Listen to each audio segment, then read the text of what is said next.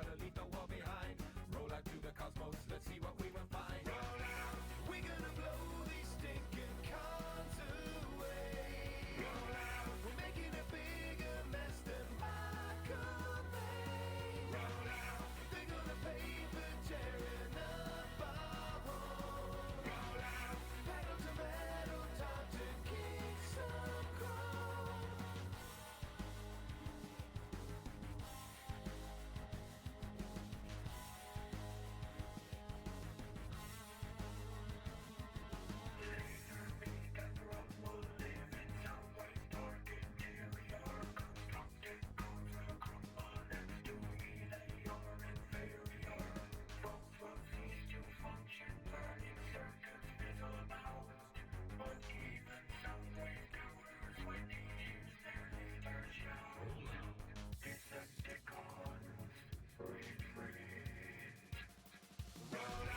We're gonna blow these stinking cons away. Roll out, we're making a bigger mess than Michael Bay. Roll out, they're gonna pay for tearing up our home. Roll out, pedal to metal, time to kick some chrome.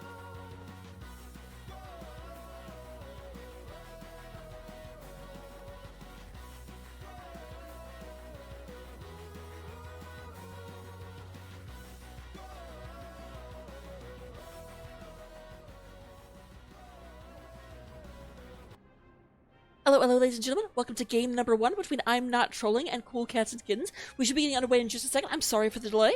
We did have a one player having a very, very difficult time actually getting to the map. Hopefully, everyone is in the lobby right now. I think we should be going in just a second. Hopefully. They still have 4 minutes before anything potentially bad happens, but I do hope we get underway very, very quickly. We do go ahead and have some map bans that came out from the upstairs, from the Ethereal. I'm Not Trolling automatically won the coin flip because they are the higher rated team, and they have chosen map pick. Before they get to the map pick though, they got rid of Dragonshire and they got rid of Sky Temple. In response, Cool Cats and Kittens said, if you don't let us play with dragons, then you don't get insects and you don't get immortals. Because the B maps are taken out. The B team got taken outside to the curb and stomped on. But you know what didn't get taken out? Skeletal Minions. Skeletal Minions are still on the menu for tonight, and we are going to Infernal Shrines in game number 1. Yes, I know, Infernal Shrines, the map you never get to see. I'm so excited. I've been casting this whole season, like nobody picks Infernal. This map is one of my favorite ones in all of Heroes just because every single strategy is seemingly viable on it. You can go for split push macro, you can go for team fight and push them off the point, you can go for, like range siege and go ahead and pick them off and make it very, very difficult to be in there. You can go for a protect comp and just have like a hammer on the fringes and that is hard to move into, but it doesn't really let them on the point either because hammer just covers the whole freaking point. Like so many things work on this map, and it's just going to be a matter of what the teams want to do when we actually get in here. This is the A West semi-final match.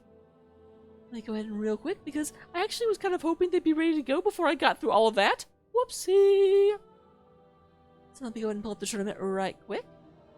It does look like this is the first place I'm Not Trolling. This is the 4th place Cool Cats and Kittens. The winner of this will move on to the finals next week to play against heavy hitters.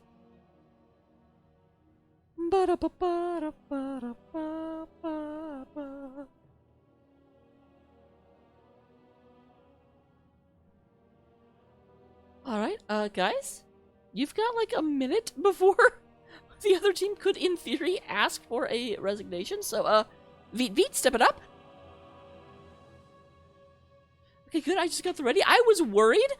I was scared. I was like, guys, please do not have the first game of this match be called a forfeit. Like, that'd be terrible. Also, you just, like, leave me out here to dry in front, talking to all these people and being like, so, how about those Yankee socks?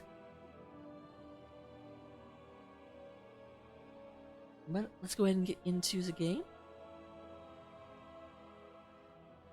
I am Baracus. I mean, the teams are playing late, and I've just got to be here when the match is here. You know me, I've got to cast the cat games. Cool Cats and Kittens. Yes, I'm going to be here, because I've got two cool cats, and I've been called a kitten. So, basically, that's my whole house.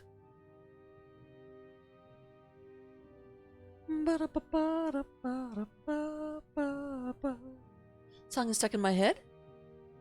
Guys, click go? What are we waiting for? Both teams have said they're... Both teams have said they're ready? This me being a little like moderator prod? Like, you both have said you're ready, why are we not going?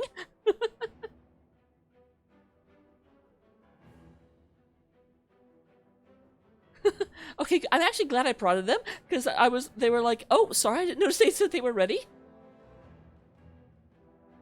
So I'm very, very glad. I was like, hey, yo, hello. Yeah, I'm not like goth up to heck like I was last night. Not wearing the like lace sleeves. Leave the cats alone. Oh my goodness. Oh my gosh. I'm a little vain. Let me go ahead and turn this on right quick. Boop. So, looking at this real quick, we do have Infernal Shrines. First ban and first pick is, of course, over on the side of Cool Cats and Kittens, because that's what happens when I'm Not Trolling takes map ban. They don't get first pick as well. We do go and have the Jaina being banned out first and foremost. Jaina, very, very good on this map. Big AoE mage, has a lot of abilities. Ooh, and the Lost Vikings. Obviously a scouting pit. Coming from the side of I'm Not Trolling. Vikings easily able to cover the entire map and let the 4-man just roam around and be mean. There's Dahaken Deheka coming out. Dahaken Deheka, a global hero, able to move between the lanes very, very quickly, very effectively. Able to really get this done. And, oh! Let me see. If Rio Rod is actually here, he'll be so upset that Hammer got banned out. I don't see him in the channel, so that's going to be A-okay. Hammer's like his favorite hero. And he would just be like, what is this? I didn't tune in for this chicanery, this blasphemy. We do go and have Johanna coming out, and by literally coming out, being the first one out of the gate, Miss Ironskin herself. But, you know what Ironskin doesn't protect you from? It does not protect you from being turned into a Marbit. Actually, it might. I don't think it does. That's not like a stun or a slow or a, like, thing that Unstoppable would stop, I don't believe. But realistic, it's going to be the Brightwing, and we do go and have a Shot Down. Shot Down, going to shut them down with the Hogger. The Bouncy Boy, the Tasmanian Devil, coming out here. One of the best picked onto Infernal Shrines. Absolutely what you want to see. There's the Gul'dan and the Ragnaros. Loktoshka Rosh.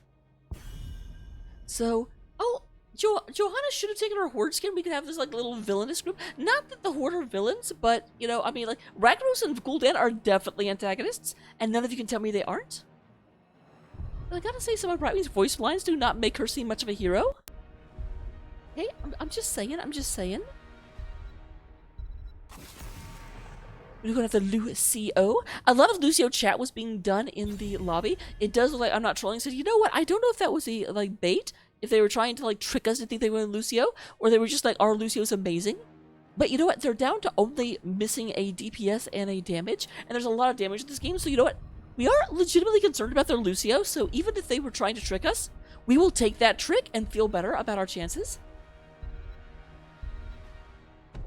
Second ban is going to be the Stun Beetle. They do see a offlaner and a healer on the side of I'm Not Trolling and say, well, again, there's a massive damage pool, so let's go ahead and try and get rid of some of their tanks. And the tank they have chosen is a Nubarak. Not going to be able to burrow in there and hold people in place for very long, but that does leave Garage, that does leave Varian, that does leave Diablo. Diablo is so good on this map. So many walls to just smash people into. And speak of the devil, or more correctly, speak of the devil. I had to. I don't do that very often, but you know what? If I can use my vocal range for a joke, I will absolutely do so. Kael'thas coming out as well. We just have a little bit of a fire fiesta going on. Ragnaros, you think you're the Fire Lord? Here come Diablo and Kael'thas being like, our fire burns magic, and it can actually still hurt you somehow. I don't quite understand how that works.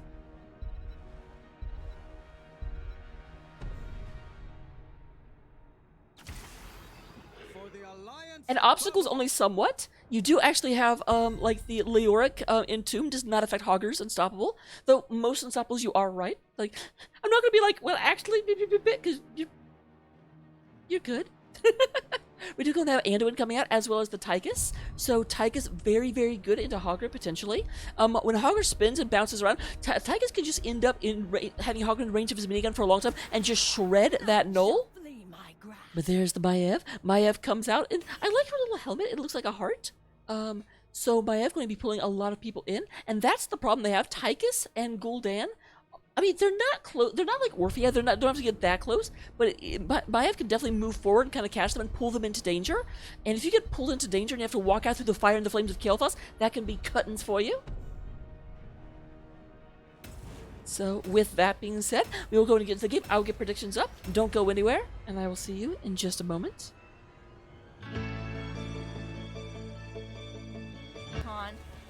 Oh, a swap. Oh no, but a swap followed by a light bulb. Here. 4-man mosh pit followed by Entomb. Oh no! Oh, a huge light bomb coming in on the Genji, and that's a 5-man light bomb. They're gonna follow up, and they're gonna get 1, 2, 3 kills. And it's gonna be everybody dying. Oh my god, when does this happen? Everybody's dead.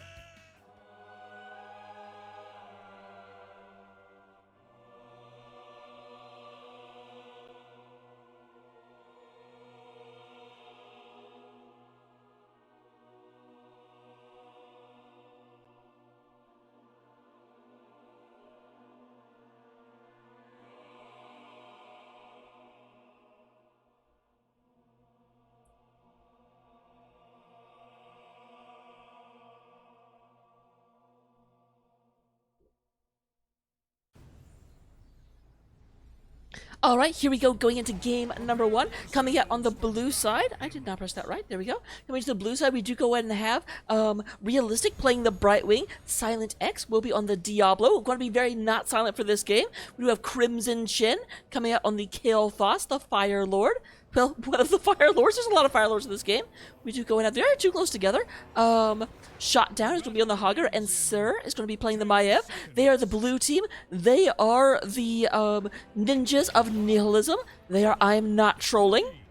Meanwhile, on the orange side of the battlefield, we do go ahead and have Descalada is playing the Gul'dan. Pushover is going to be on the Tychus. Horvath is going to be playing the Johanna. We have Beowulf on the other Fire Lord, Ragnaros. And we do go ahead and get Lubidium is going to be playing the Anduin. The Lad, the King of Stormwind. They are your orange team. They are the Centurions of Calamity. They are cool cats and kittens.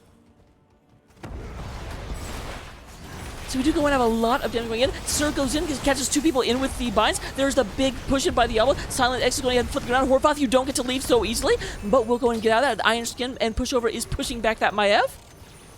Doesn't quite push her over. She does not fall down. Maiev is still standing strong. Runs over here trying to cut off people trying to come through here, but they are too smart for that. They're not looking to go into that side. We do go and have the flip. Maiev goes and uses Vault of the Wardens in order to get out there. Meanwhile, Hogger and Ragnaros are going to be up at the top of the map. Ragnaros is going for Engulfing Flame, not going for the the meatball build. There it is. I forgot his name for a second. But we do have Echoed Corruption coming out of this Gul'dan. And then Laws of Hope will be on the Johanna.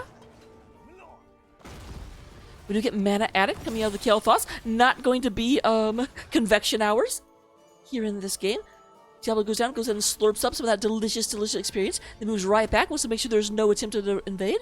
But as the camp is picked up, they say, okay, definitely no attempt for invade happening just tonight. Here's Horvath running in here, trying to go ahead and knock people down. Sir does go ahead and go back, gets Descalada. Descalada will move back. Lubidium, very, very nice Censure coming out. Going ahead and trying to make sure that no one moves in after the Gul'dan. It's always nice seeing Anduin trying to make sure the Gul'dan doesn't die.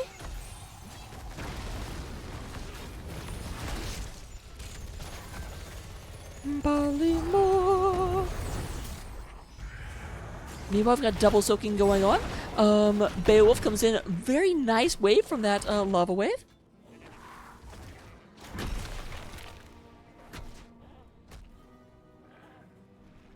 Here's Sir moving back up. Trying to hunt down, but no, Beowulf will get out there just in the nick of time. Oh, Silent was looking for it too, and if you notice, Beowulf turned around and was like, wait, I don't need to do this. What am I doing? I do like that in terms of like an attempt to pick off the offlaner. Ragnaros not well known for having a good escape, so if you do get on top of him, he does just kind of pop. You don't even need 40 people in Molten Core to take him down anymore. He's really let himself go.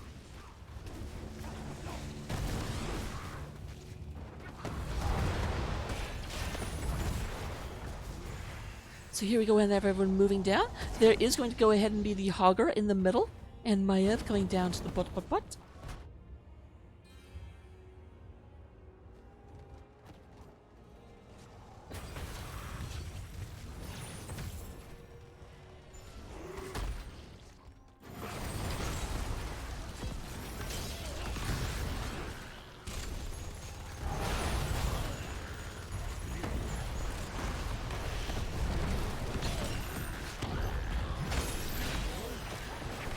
Alright, we have Dusclotta gets pulled in there. Nice hit, and then we have Silent X. But Silent X realizes they do not have the hit points right now. It goes in and backs off. There is the teleport from Brightwing, beating Diablo back into this fight. Ragnaros is coming down a little bit slow, and that was not the God Bounce from shot down. We do have 20-7, an advantage for I'm Not Trolling, but no deaths yet. And Silent X looking very low. Once again out of the fight, and there's no teleport from Brightwing just yet. We do go and have Beowulf moving in here, going ahead and just very fast clearing this with the explode. I don't know what that ability is called, but the blast wave. There we go. I can cheat. And we are up to 23. Still an advantage for I'm Not Trolling and low health bars, but there's Johanna coming in, going ahead and slowing everyone down. Dusclotta gets hit by the Diablo, and there goes Gul'dan. Gul'dan being sacrificed to the old god is a butt. Tychus does go and get the Hogger. It is 1-for-1. However, there is a Frozen Punisher coming out onto the battlefield in service of I'm Not Trolling. Going to move forward, just absolutely. What is the cold version of Incinerate? Like, there should be a better term than freeze. I know if you use extreme heat in order to destroy something, it's autoclave. I just don't know if there's a like absolute zero or like some cool term for ice. There should be. There totally should be.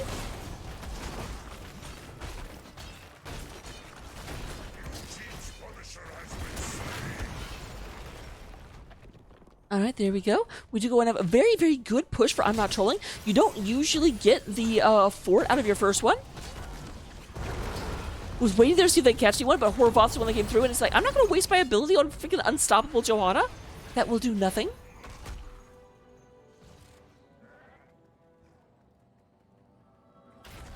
I mean, Shatter is cool once you're frozen. I will look it up between games. I probably won't. I'll totally forget.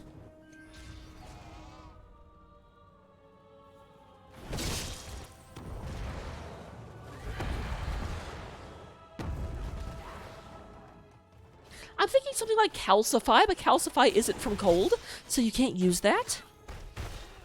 But there's got to be a good one for it. But regardless, the game's moving on. We know that I have Frozen Punisher. This is not a relevant conversation anymore. What is a relevant conversation is this bottom lane, where we do have the Impaler camp moving forward, throwing this, but it looks like Beowulf will be on hand to get that out very quickly. A good meatball followed by a blast wave. We'll go in and clean a lot of this up. Okay, maybe not clean up. Clean up may have been an oversell. Ooh, douse? Does that actually work? That's like to completely liquefy.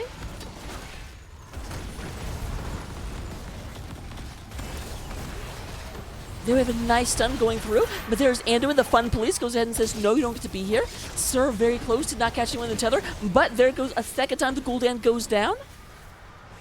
And I think, even though Domaev got the last damage, I feel like that was the second time I saw, like, the pure fires of Azeroth underneath the fell fires of the Burning Legion. And Gul'dan found the good old-fashioned flame of his homeland to be his undoing.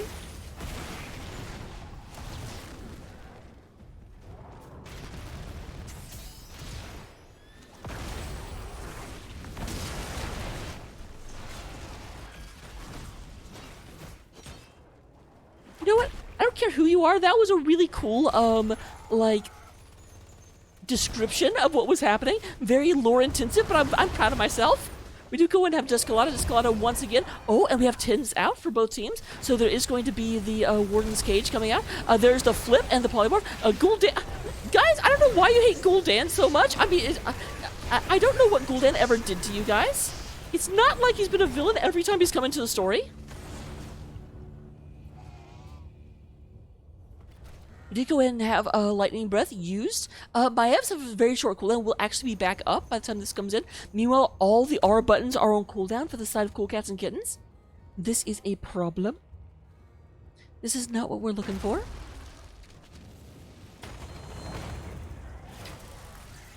There is Silent X starting to lead the way when clearing up 40 of these skeletal minions. Whichever side clears 40 first is going to go ahead and have this done, but they can't move in just yet. We do have Ragnaros coming down. Ragnaros did take Lava Wave, so this will be no help clearing this point.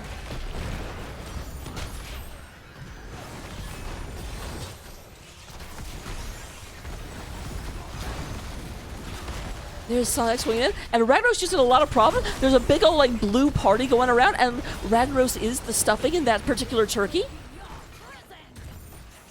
So it does look like we're going to have a second. Nice job from Anduin pulling Horvath out of there. Was just about to get pulled back into danger from Maiev, and had already used Iron Skin.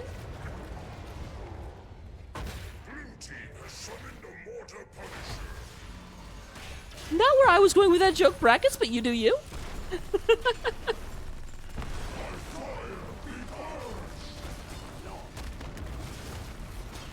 So, very nice. Moves out of the way. Now, this will go ahead and help clear that out. But with everyone here beating on it, this fort is not long left for the world. But there is no more wave coming to help it out for quite a while. That moment when you're right in the middle of saying a sentence and you're like, I need to sneeze, but I can't sneeze yet. But I need to sneeze, but I can't sneeze yet.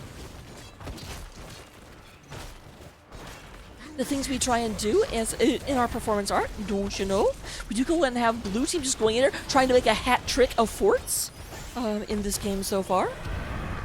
Nice fear coming out. Diablo is going to be gone ahead and punished. There's the second kill for the side of Cool Cats and Kittens, but they have free reign for the time being, and they want to go ahead and try and make this even again.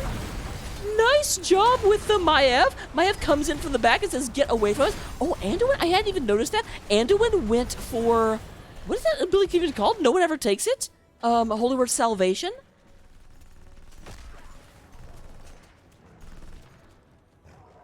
I really thought Cool Cats and Kittens were about to go ahead and get back up to 4 kills to 4 kills and even this out, but that is not actually what we saw happen.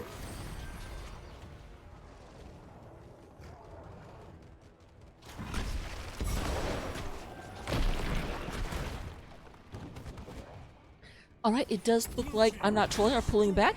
They are on even talent tiers. They have a 2-level advantage, so they should still have an edge in fights. But they really want to try and get up to 16 before they engage again. They don't have a good advantage right now, especially with Hogger being the top lane. This is exactly what Cool Cats and Kittens actually want. There is the teleporting for Brightwing, trying to keep Silent X alive. However, Crimson Chin has to fall back. They have taken the, but there is the, oh, that's unfortunate. Johanna is going to be right there, but going to come out right as the Flame Breath ends. However, Cool Cats and Kittens still had an advantage in that fight, although I guess the Gul'dan still had Horrify and Odin was still up, because Hogger was still showing top lane.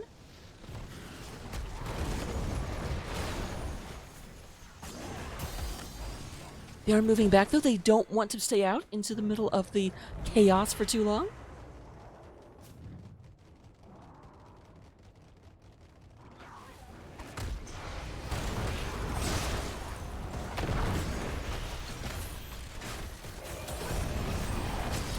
Alright, there was Horrify, but I think Horrify happened as the Unstoppable was up, so nothing actually came out of it. Unfortunate. But that's the risk you take when you try and Horrify a, Johanna's on your team. I don't know what I saw then. Oh, Duskalata taking a bunch of damage. Those Pyroblasts just are, or what are they called? Not Pyroblast, Living Bombs. Just doing a lot of work because a lot of this team wants to bunch together and group up.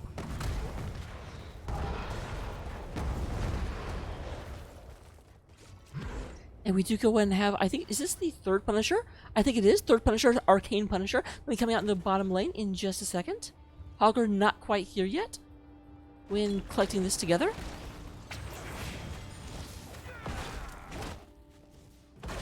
Once again, this is an opportunity. If they can identify Hogger isn't actually here, but he's not showing on the map, they may not know that he's not available.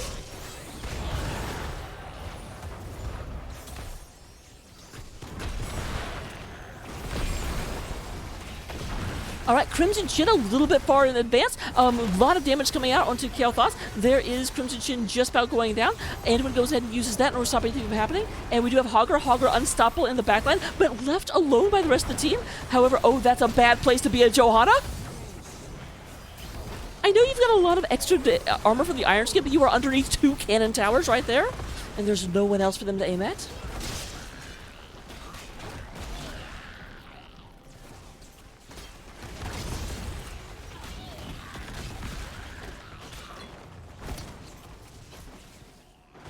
So that will be trigger. I'm not trolling. Should take this Arcane Punisher. We will have the top lane cleared out by Cool Cats and Kittens. They only want to get pushed in one lane at a time, and they will not have to worry about top. At least not immediately. You do have occasional catapult pressure moving in, but that's not going to be knocking down your door as this is pushing in. Most likely.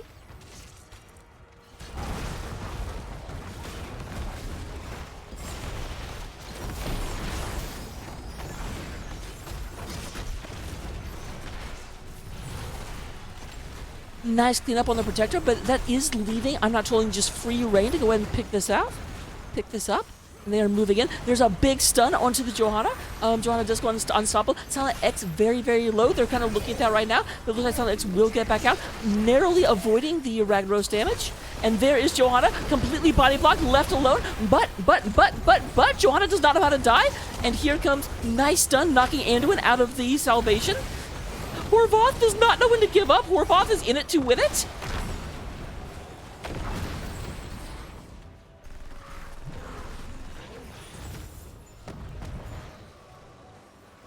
But they did go ahead, they saved the bottom keep. That's what really matters. You don't want your keep down when your opponent's fort is still up. That just creates an unsustainable amount of lane pressure and really cripples you for the rest of the match.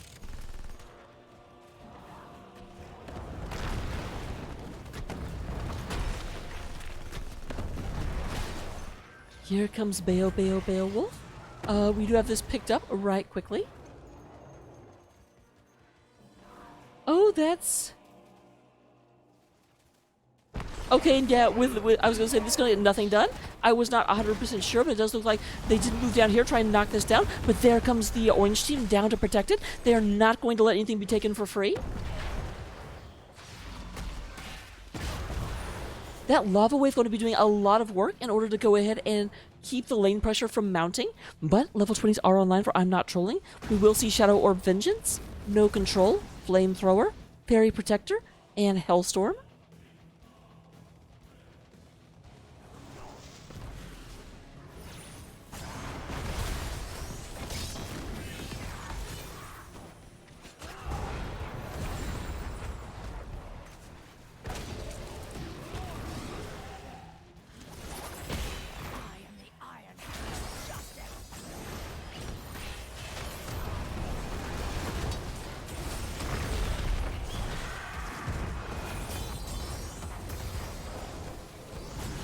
They're moving in. They're trying to go ahead and get this down.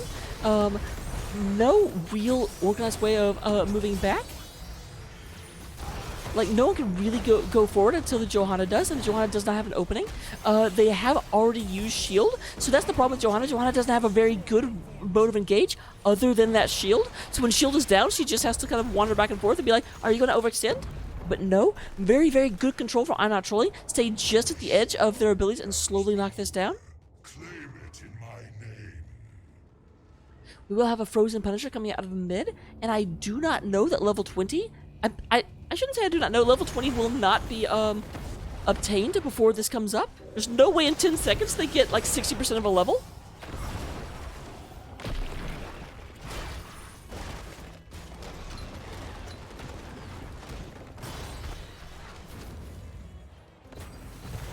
I do think that Cool Cats and Kittens is running a little bit scared. There are definitely times where it's 5 versus 4 situation, but they still seem very reluctant to engage.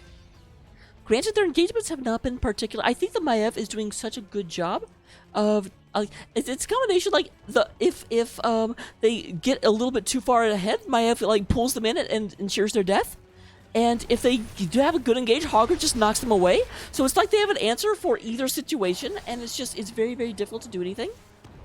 I gotta say, they got to 20 way faster than I thought they would. I was still correct. They did not have it by the time the shrine came up. But I did not actually think they would have it by the time the shrine was taken either. Blue team has summoned a frozen punisher.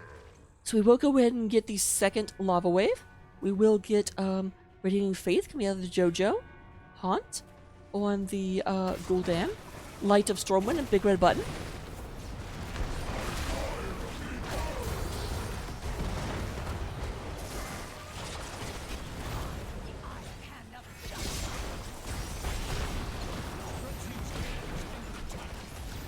Yeah, we do have core under attack, but we do have 2 lava waves, so Ragnaros can basically keep 2 of the lanes under control by himself. Oh, a lot of damage onto... Oh my goodness! Horvath is just going to kill them all himself?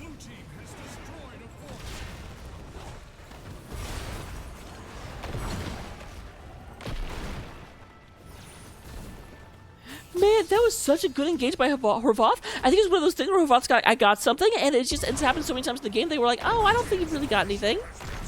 Oh, O'Reilly's. Oh, O'Reilly's. So they do have 30 seconds without a Hogger. This is the moment they need. They've got even Talontiers. They need to get something done in this 30 seconds. Once again, I'm not trolling, is running around, running amok, if you will. Yep, get into the invulnerable. But the Diablo did take Hellstorm, so it's like one of those things. I can just see the end, and I was like, oh, I'll use this. They don't have a very, very good way to stop me from it, so I can go ahead and just press this button, and we just get to stand inside the Fire Breath. It doesn't matter. But then Hellstorm means the Fire Breath keeps going.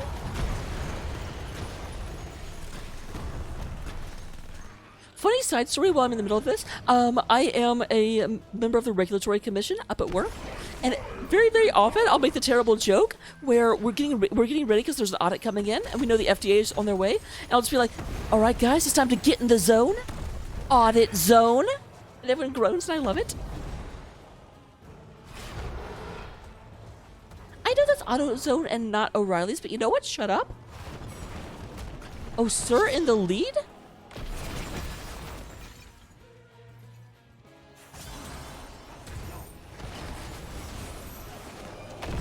So there's the peel back. Now, if all 5 of them are down here, that means absolutely no one is defending this top lane. Man, a lava wave going that way would really help, but oh, they use both of them in quick succession, so the lava wave is not available.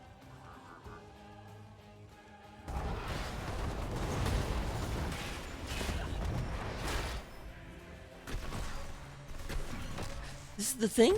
It looks bad. We definitely have a bloody nose on the face of the Cool Cats and Kittens, which is just a terrifying visual. Don't imagine it. But like they've stabilized. They've got even battles in team fights. Ragnaros can hold this back indefinitely as long as they just go ahead and keep winning. All you gotta do is win. This is always the interesting thing about Ragnaros, because Ragnaros is not the best team fight hero. So it's like, yes, he can go ahead and keep your lanes in sway and make it easy for you, as long as you don't lose team fights. But by the fact that you have Ragnaros, it makes it a little bit harder to win team fights. Like, not to say he's bad, he's not the best. There are other bruisers that do the job better.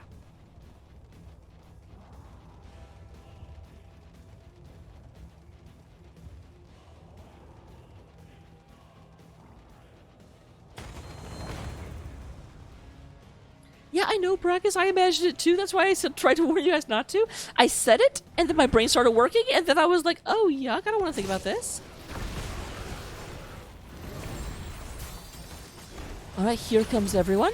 Seer going in, catching 2 people into that. Oh, but lots of damage going in. We do go in at the Anduin ult coming down, and there goes Brightwing. No heals coming for I'm not trolling just yet. And a lot of people, there's a massive body saying, you're not going anywhere. Oh, Unstoppable has betrayed Shot Down. He tried to bounce out of there, but he failed. He went completely the wrong way. He's like, please let me out. And you know what? They let him out. They escorted him all the way back to the Hall of Storms. There we have the lava waves on their way down, or on their way across.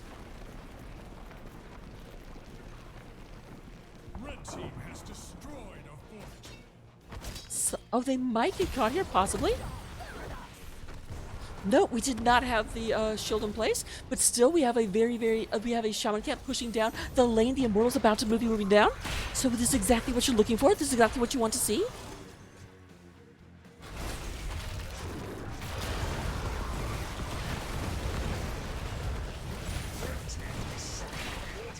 Here comes the Mortal Punisher. Now, in a lot of ways, Mortal Punisher is the worst one to have, but late game, it kind of does start to redeem itself because it just chonks through buildings.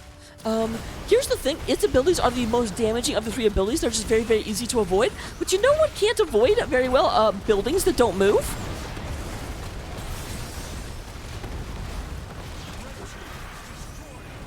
Fort goes down, big stuns come out, and we do have the fear coming out. Brightwing goes down one more time. The Maya's going down. Is this the turnaround? Or we have Cool Cats and Kittens about to go ahead and win game number 1 after losing it consistently for the first, 18 minutes of this match? Are they going to turn around? Are they going to 6.5 no comeback mechanics? IGN is still embarrassed about that article, don't you know? As we have Cool Cats and Kittens going ahead and scampering their way across this battlefield in order to take the big tuna of victory. Meow.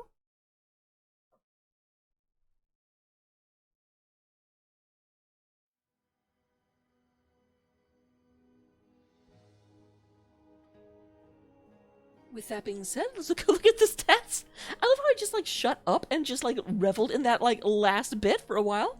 But we do go ahead and have in terms of hero damage, Tychus does lead the way with 82,000 damage, 71,000 damage coming out of Crimson Shin, and Gul'dan comes in with 60. We do get, in terms of damage, or in terms of healing, realistic, just keeping people alive forever.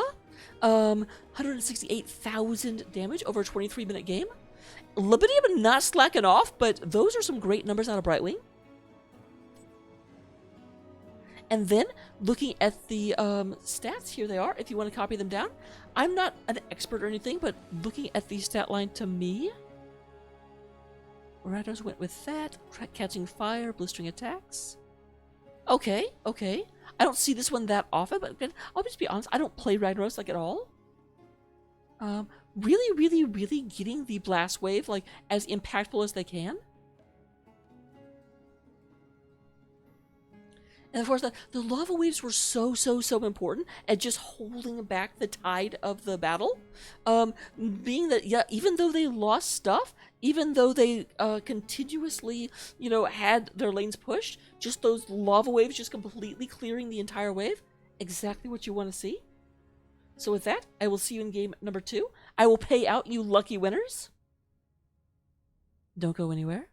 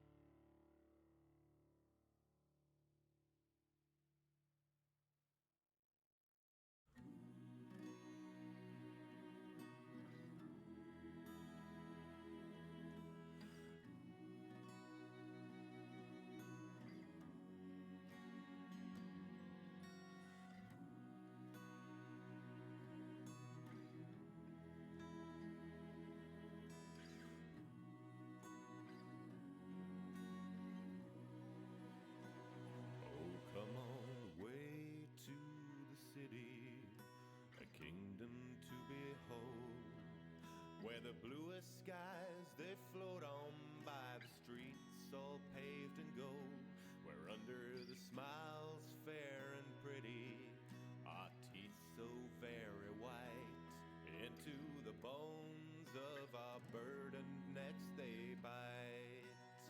Baptized in the water, you drain in the well,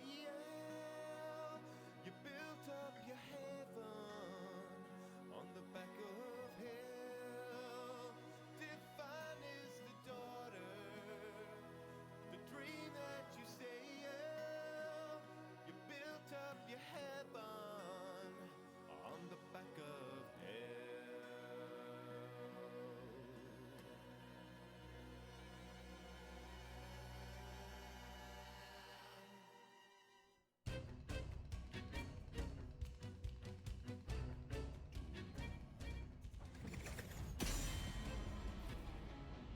Hello, hello everyone.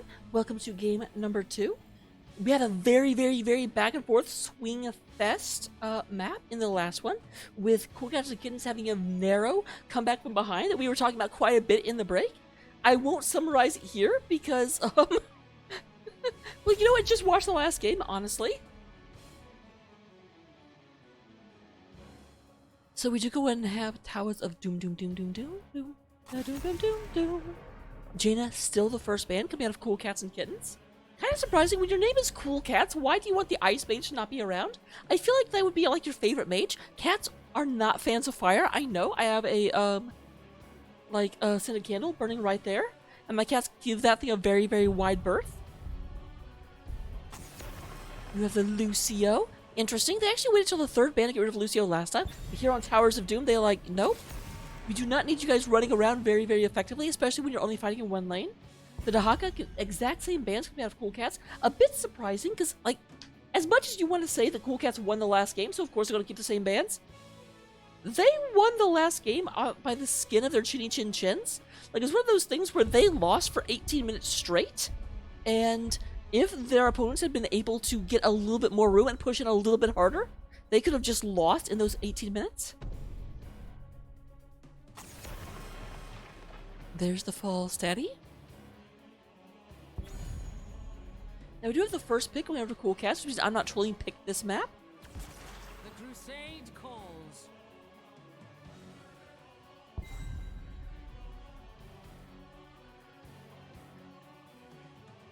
So Johanna continuing to be the first one. Horvath really likes that. Now, my concern about Johanna is that with Horvath's playstyle that I've been seeing is that, like, they will only really commit when they have their ult up, which means you basically only have to worry about Cool Cats and Kittens coming at you every, like, 40 seconds or so.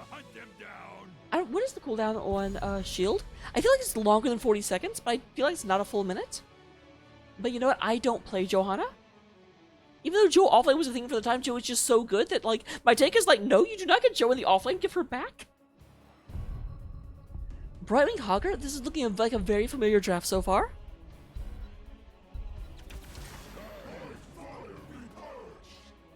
Interesting. Ragnaros can double soak, but he is so vulnerable to ganks while he's moving into the, like, mists and the fog of war. I don't usually see him as the pick on this map. So that's, like, in the back of my head, I'm like, Cool Cats and Kittens know what map this is, right? Because I feel like I predict, I surmise that we are going to have a lot of moving up and being mean to Ragnaros in the jungle. We saw them try to do that last time, but it's like Ragnaros is just not able to get out of a lot of stuff. He has no disengage.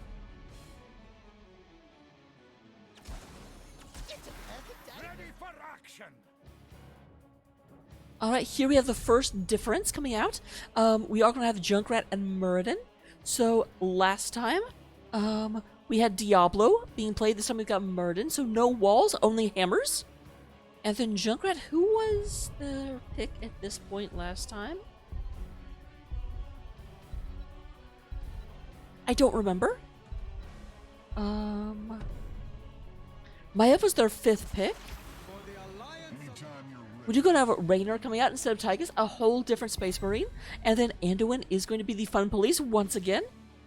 So very, very similar draft. It's just going to be instead of Tychus, they have Rainer on the side of Cool Cats and Kittens.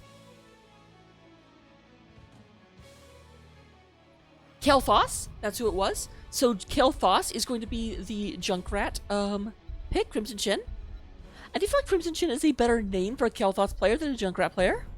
But you know what? Both of them like blowing things up. I am the destroyer.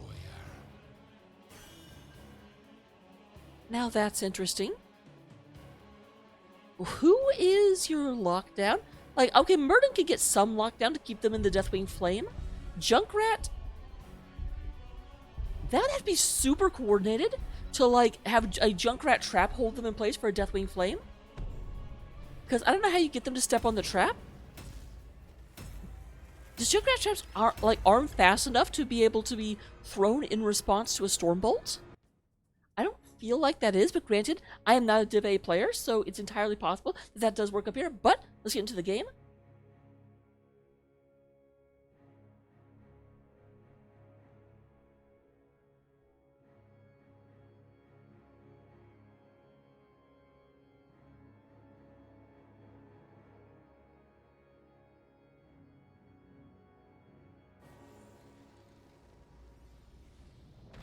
And here we go, ladies and gentlemen. We are going to go ahead and see, I'm not trolling. Very, very upset over the last game, I'm sure. Riding out here, like pistons full of fire, ready to go in. Silent X will be played by, or be playing Murden. We will have Crimson Chin playing that Junkrat. Sir is going to be on the Deathwing. Shot down 007 on the Hogger, and Realistic on the Brightwing. Meanwhile, on the orange side of the battlefield, we do go and have Cool Cats and Kittens coming out, hoping to cinch this, hoping to move forward, hoping to keep their dreams alive. It's weird for me to say keep their dreams alive, but they barely won the last one, and they're definitely the underdogs in this one. So they want to go ahead and close this out. They do not want to move into a game number 3 because they just barely won the last game, and it just looks bad for them for a lot of the game. We do have Horvath on the Johanna, expertly weaving between all of these mines. Pushover moving through with the James Raynor. Labidium is going to be on Anduin. Beowulf on that there Ragros, and Descalada going to be on the Fellfire Gul'dan once again. You go and have everyone moving through. The offlaners moving up to, well, the offlane. Sir moving down here, going ahead and just being a big old barrier. Pushover moves down to James Raynor. Raynor is going to come out with Exterminator. Extra damage to minions, mercenaries, and monsters. We're going to be possibly moving up and trying to inspire some pushes.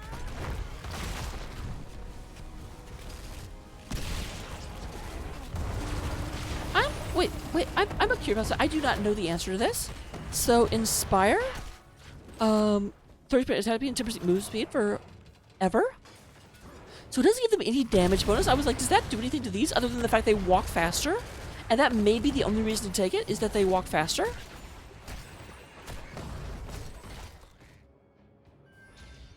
Bayo, bayo, bayo, bayo, wolf.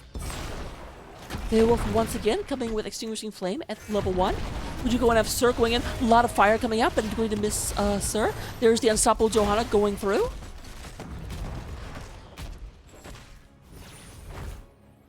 Right, we did have to come up very quickly in order to try and help with this and deal with it. A lot of experience being picked up, a level 3 all.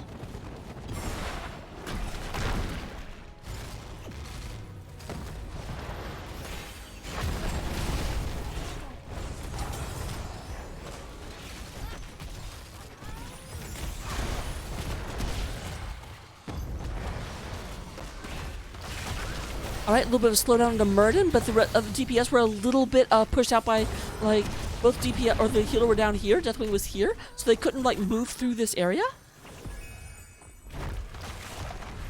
We're going back and forth. The offlaners are double soaking because that's what offlanes do. Putting a lot of damage into this dragon because this dragon can't be healed, though the dragon can fly. And frankly, it's definitely doing a great job keeping their health up. Deathwing did take Molten Blood, so is just healing for, you know, about a little over 0.5% every second. So as long as he's not actively taking damage, he'll go ahead. But there's Ragnos. Okay, Ragnos comes down. Then like a hello.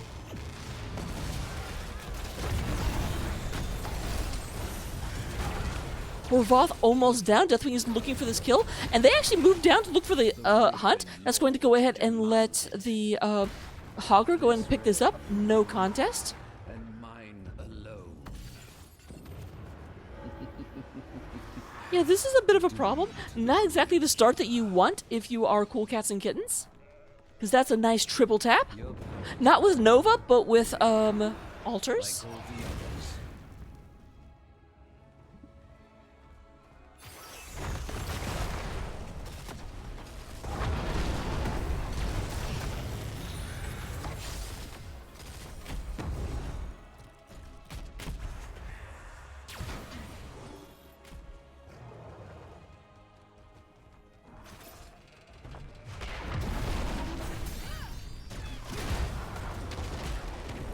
Alright. Oh, there we go. Descalada's trying to get in there, and you can see the poison damage is so good against Deathwing. For characters like Lunara and Gul'dan, oftentimes are accused of kind of having fake damage, because they do damage, but their damage is, like, slow and incidental. Oh, a lot of damage on the pushover. Pushover does go ahead and heal. We'll go ahead and get out of there. Here comes the Ragnar swinging there. Crimson Chin taking a lot of damage, but the rest of the team not in the area. Did you have to back out? I feel like a little bit of nerves are showing right now. But that's the thing, you cannot actually heal Deathwing, so all that fake damage from Gul'dan is completely and legit actual damage, because Deathwing can't do anything to mitigate it.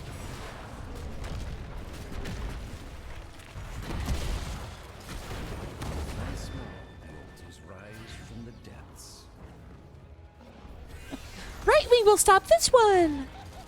No one's stopping these guys, though. Go ahead and go in there. There's a tower down. Deathwing going to go ahead and land. And that little bit of a giggle coming up means that the Headless Horseman has arrived on the battlefield.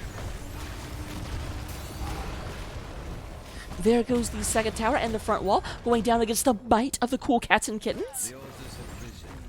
Activate them now. Deathwing fighting the four of them down here. It does look like they are sacking top as 4 more shots sail across the battlefield.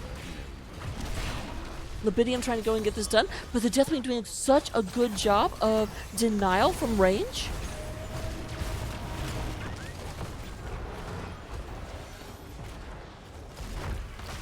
Yeah, that's just a problem. Until they can do something about this Deathwing, they're just having a hard time securing any of these. Silent X takes a bunch of damage. Murden goes in, Dwarfs hops right on out of there. Murden did take the Dwarf block at level 1, so does not have third wind. Will have a little bit of a hard time staying in it, but we are down to 20 health on the side of Cool Cats and Kittens.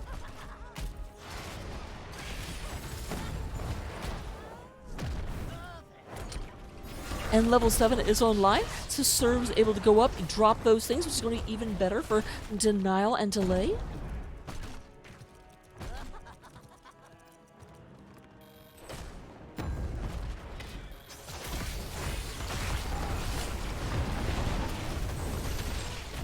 Deathwing was such a good last pick coming out here. It came out after they'd already locked in the Rainer and they have no percent damage to really deal with the Deathwing. Really heads up ban on the Falstad too. Now I'm thinking about it because Falstad is a character that actually you don't think of as having percent damage, but does have the ability to get percent damage relatively early.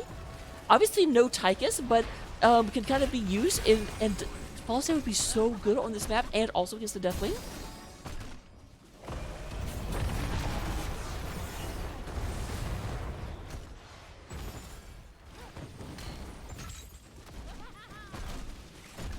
The altars are rising, heroes.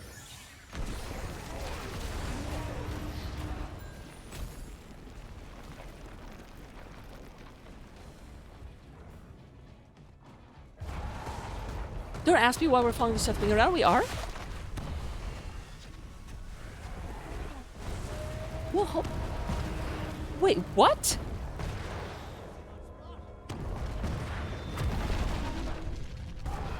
How is the Deathwing just healing through this poison damage? I know they've got Molten Blood going on, but it's amazing just watching the poison damage not do anything. On the grave. I thought it would go down and then kind of move back up, but it was almost healing at the same rate.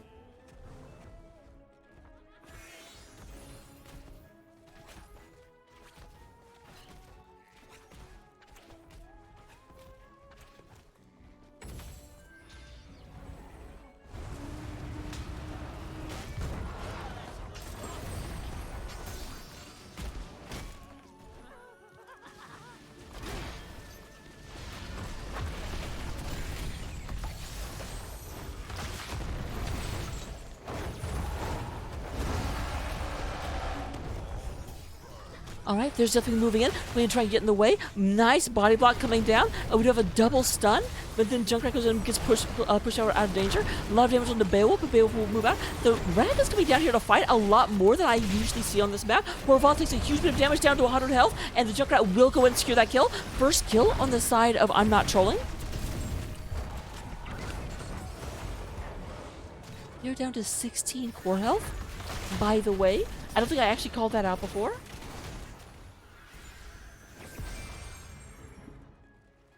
Oh, thank you. I was like, that just looks a little bit too ridiculous. But yeah, armor not being counted makes that make a lot more sense.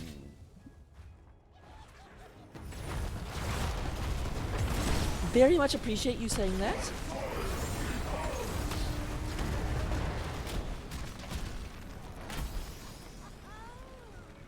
Oh, Deathwing did get knocked down, so it's down to 30. You better take to the skies real quick. You can't possibly survive with 30% armor. The time is now, heroes. Claim the altars in you.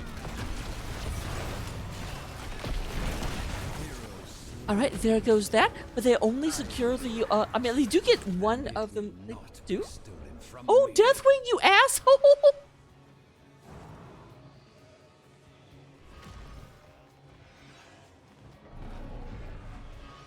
I'm sorry. Excuse me. All that bluster. And for what?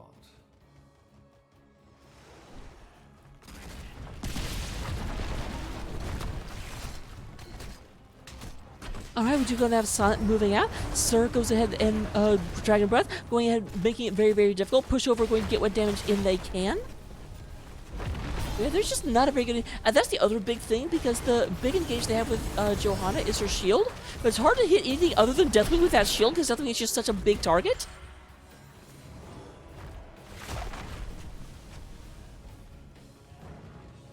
Very nice draft coming out of I'm Not Trolling. Like, I'm sorry, I realize I've been like complimenting them the entire game, but it's true. Both teams at level 13, both teams at even talent tier. A little bit of an experience lead right now for Int.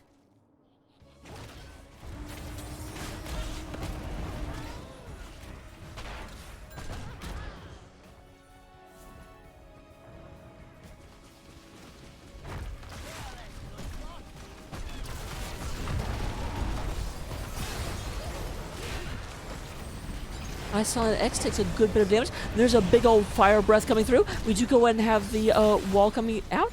Big old lava wave go ahead and separates the team. There's no one here to help you, Murden, but you know what? Murden doesn't need help. Murden can go ahead and just hop himself to victory. Sir down to 20 health. Does have to use the ult. Very, very, very deep down to 120 health, but no one is close enough to actually get that done, and the Deathwing will survive. The Dragon Killers will have to come another day in order to try and get that head on a mantle. Take the altars and put an end to the Gravekeeper.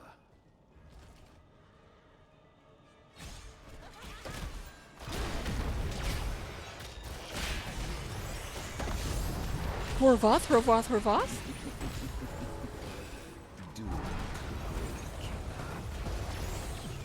Oh, good grief. If they actually get both of these somehow... No, Deathwing is... No. Oh my goodness, Deathwing is up here. They've driven Ragnos off. They go ahead and get top. If they get bottom, that's game over, man. Game over. They are moving in here. Lightbomb goes ahead and lands. A lot of damage onto this Silent. Murden is about to go down, but will Murden ever... Does anyone ever die? I'm not trolling. More like I'm not dying. And Libidium is channeling this, trying to get this done. But here comes the damage from the back. Deathwing is on the other side, but Brightling is down. Can they stop this? I don't think they can. I do think that Cool Cats and Kittens has managed to hold on, has managed to stay alive. But Boss is a threat at this point. If they ever lose a fight, and I'm Not Trolling goes for Boss, they just win instantly. So once again, we are here at cannot ever lose a team fight status for Cool Cats and Kittens. But you know what? They're not getting to I can't lose a team fight at level 21. They're getting it at level 15. That is like 6 levels earlier. But I do like they say, okay. I'm a bit surprised that we don't have this being contested, because the person coming back up was Brightwing, and Brightwing definitely could have just teleported in. Deathwing wants to fight this, but the rest of the team is not here.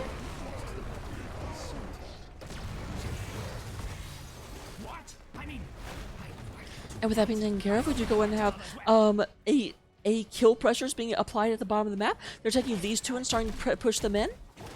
It is 5 versus 5. You need to get to the bottom of the map. You can teleport. I'm not as worried about you, realistic, but Deathwing, they're going to need you down there very, very shortly. Let's make this appropriate. Bottom. Bottom. Bada, bada, bada, bada. I think they actually already cleared out one of the camps while I was like messing around. You know what? If you didn't want me messing around, then why are we friends?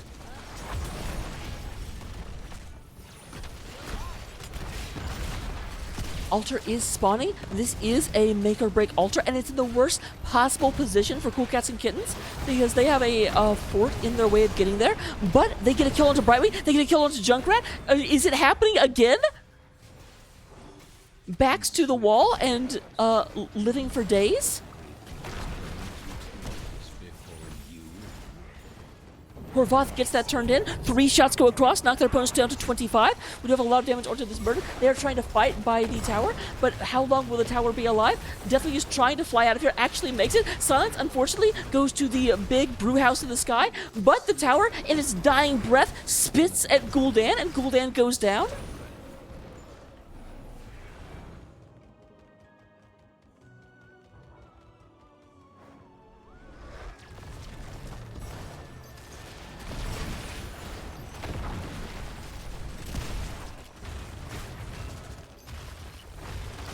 Alright, they are moving in. They're trying to go in and get this reversed.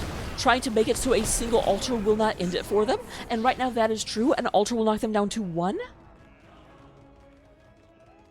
What is that? Oh, Junkrat. I hadn't actually noticed that symbol before, and I'm like, wait, what? That's not a Deckard potion.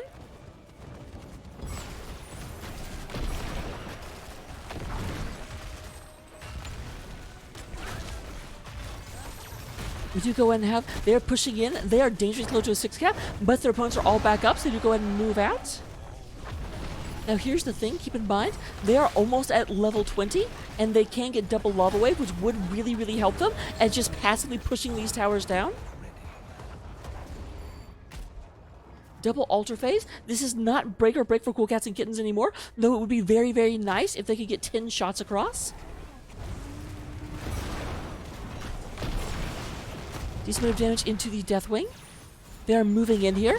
Brightwing very far back. Brightwing knows that whenever they've been taking people out, it's been them.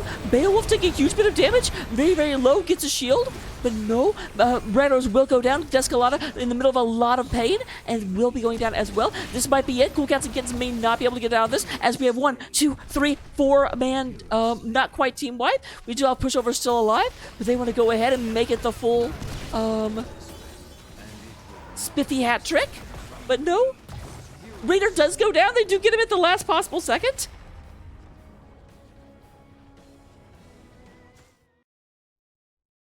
And with that, we do have a rubber match, ladies and gentlemen. We will be going into game number 3. Are you excited? I'm excited. So here we go. Looking at the stats at the end of the first game, we have 54,000 damage coming out of the Gul'dan, but right behind it, we do go and have Crimson Chin with 53,000. And then that Deathwing, sir?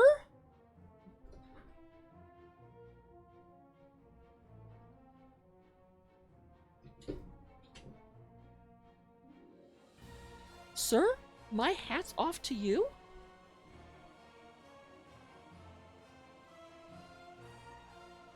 So, with that being said, did I just put this on backwards? No, I didn't. We do go ahead and have the, in terms of healing, oh, a dead heat this time. Realistically needing 60,000, but only actually beating out Lubidium by about 250? And then we do go and have in the talents. Here they are. Murden, what are you doing? What are you doing? Talents they are. We do get the full level 20 for most of the players. But I need to get into game number 3 because we are ready. I don't know if we're ready to go, but I'm ready to go. This is like a super, super, super exciting and hype set. I'm so glad I get to cast it, and I will be right back for you all.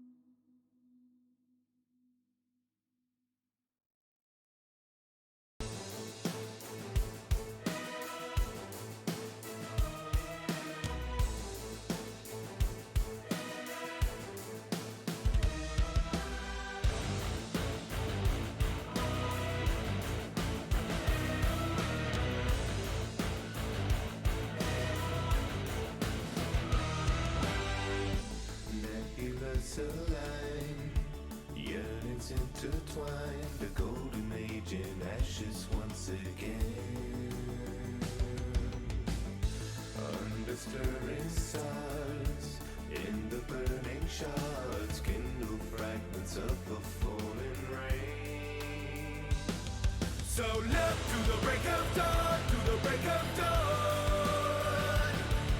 Stronger together now, we were never gone, gone, gone. Look to the break of dawn, to the break of dawn, my friends. Come on, come on, come on, light up the flame. You're gonna bring the light back, bring the light back, bring it right back. Bring the light back, bring the light back, bring it right back. Through coronas wide, supernovas die, fractured in the fateful fall of man. Feel the heart raging of a strength unseen. Unity will bring the upper hand. So look to the break of dawn, to the break of dawn. Stronger together now, we were never gone, gone, gone. Look to the break of dawn, to the break of dawn, my friends. Come on, come on, come on, light up the flame. You're gonna bring the light back, bring the light back, bring it right back. Bring the light back, bring the light back, bring it right back.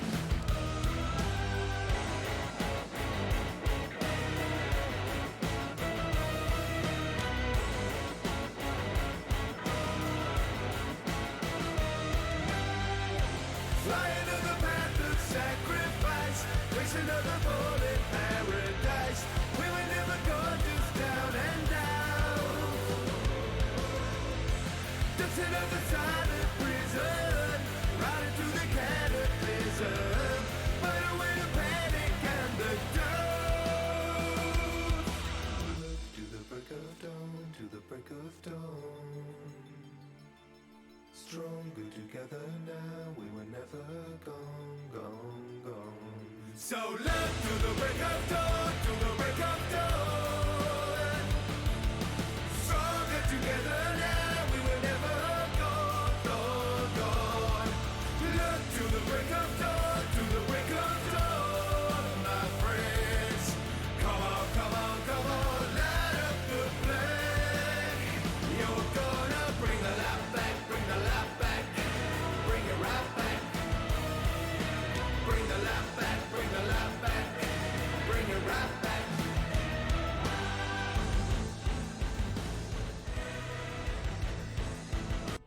Hello, hello, ladies and gentlemen. We'll get to the draft in just a second, I promise. But because I'm vain, actually, not really vain. This has nothing to do with me. Everyone, say hi to my co-caster. Look at the camera, kitty. He came up between the games, and I wanted to show him off, because he's one of the best parts about the stream. All right, we'll get back to it. So, look at this. Actually, we have missed absolutely nothing. We are on Tomb of the Spider Queen, as you can see up at the top of the screen. We do go ahead and have Jaina being banned out. Very, very familiar bands. You may notice, if you look over to the side, that we do have, out of nowhere, Crazy for Haruno coming in. Let's see, Horvath, Libidium, Beowulf, and Pushover. Who are they replacing? I never pay attention to the, player names, which is a problem.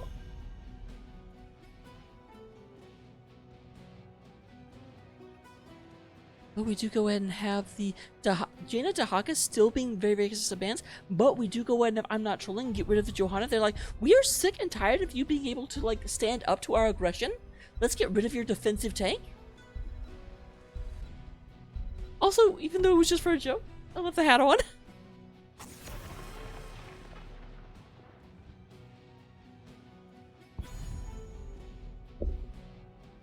And a Choban? Apparently, Cool Cats and Kittens likes to do weird, funny, off-meta things. Because remember game number 1, they also banned Vikings? So, there's someone that does some funny stuff. Here we have first pick. And first pick, because Johanna wasn't available, we will go ahead and get the Vala picked up. The DPS hard carry of Valhalla. There comes the Junkrat coming out of Crimson Shin. For the alliance above all. And there is Realistic on the Anduin. So again, taking Anduin. I do feel like in game number 1, the Anduin was very, very, very good at pulling people out of danger. So I'm not surprised that they try and keep keeping it away from them. That does mean they're giving up Brightwing, which they took Brightwing away last time. It almost feels like Realistic just is like, okay, you're really good on that healer. I want to take it. Oh, actually, that looks like a healer too. I want to take it. Oh, this is my jam. But there is the fabled, the impactful, the legendary Lucio. Diablo also picked up by Horvath. Not going to be able to be defensive. So Horvath says, "Okay, you will regret not letting me be defensive. That was for your benefit." I don't think Horvath is actually saying that, but you know what? I'm saying it. We do go and have the Stitches being banned out. Stitches Junkrat, always a terrifying combo when it's practiced. So,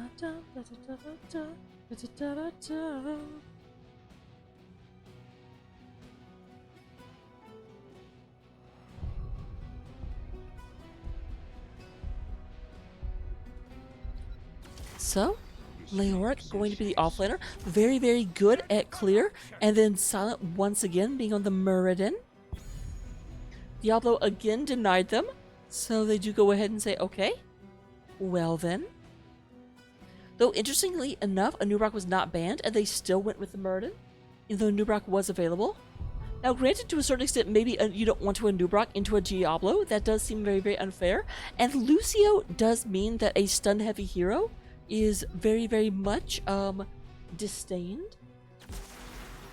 My blades are yours. Sonya in a default skin? Bleh. We do have the Tassadar being played by Pushova.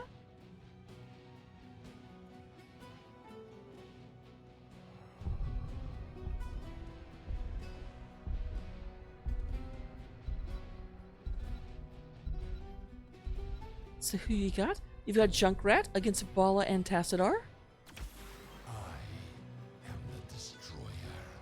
Bit surprising. That obviously Sir has been amazing on Deathwing.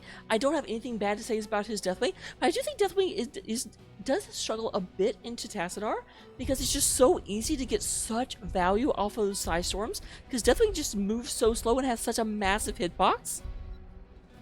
And then Vala also, like, Vala can definitely go Monster Hunter, because that's one heck of a monster. But here we go into the game. Get your bets in.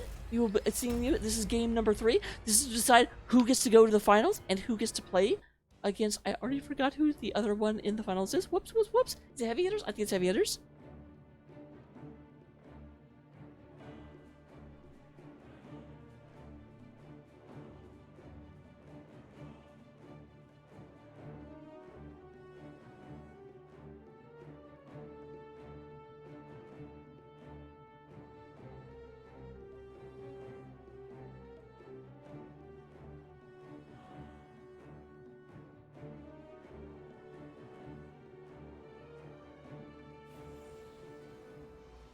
And here we are in game number 3. Ladies and gentlemen, I'm not trolling coming out of the blue side of the battlefield. We do have Showdown 007 coming out with the Leoric. Silent is going to be on the Muradin. Realistic on the Anduin. Crimson Chin playing that there Joker Junkrat. I love this skin. And we do go to have Sir coming out with the Deathwing. Meanwhile, on the orange side of the battlefield, representing Cool Cats and Kittens, we have Horvath on the Diablo. Beowulf is going to be on the Valhalla. Pushover playing the Tassadar. Crazy for Hirano. It's going to be on Sonya. And Libidium is going to be on Lucio.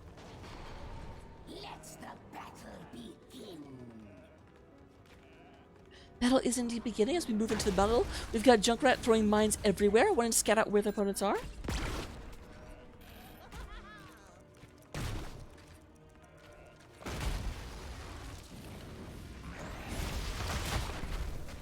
Pushover gets hit a little bit, but not very much. There's Sir going to make a statement.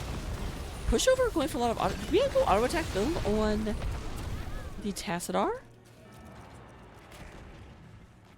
Okay, no, we didn't. I was very surprised. I'm like, with Deathwing on the other side, I'd be amazed if we didn't go the Psystorm build.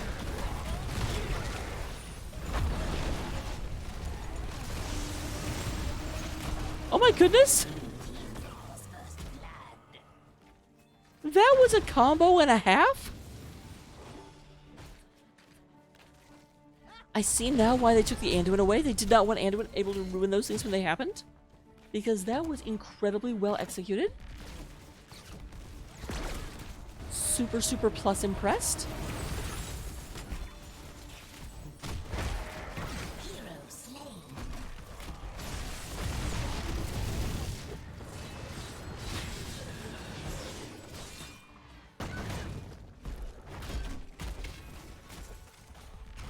Yep, Vala did go autos and has not died yet, so is able to go ahead and land whatever damage they can. This is obviously a thing that, like, there's a lot of scaling on the side of Cool Cats and Kittens. The question will be, will they be able to scale enough? They're already down almost a full level, just from how much aggression and harassment I'm Not Trolling has been able to do in the early part of this game. Vala only up to 3 stacks, not able to extend out very far at all.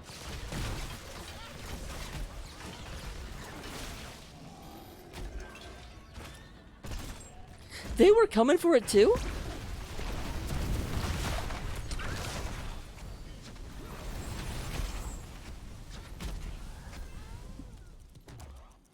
They were riding 16 horses when they come.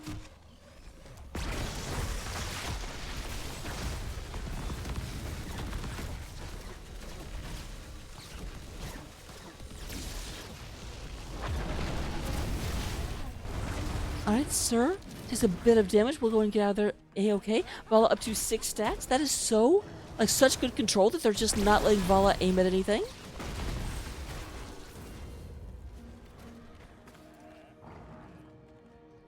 Electric Fence is taken. That's going to be also difficult for Deathwing.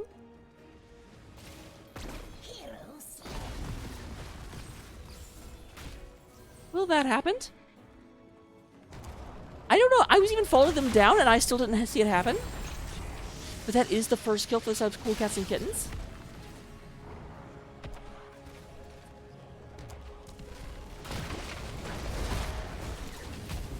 Vala gets a couple of shots in.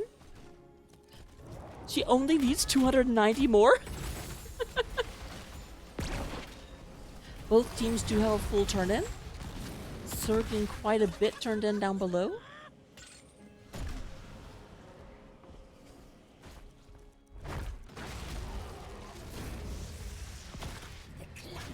Sonia has a whole bunch. Should be able to get out of here without much problems. A lot of damage went down onto Silent. Silent got down to about half health. Silent may be suffering for that. Anduin tried to get the pull out, but not quite in time. Anduin's pull out game is not quite where it needs to be in this particular instance. That is 2 kills to 2 kills. Both teams level 7. The experience very, very even at this point. You go and have quite a bit of damage moving through there. The Web Weavers are out. Middle is the focus. No one up to stop top just yet. There's the Wave of Death blasting into that building.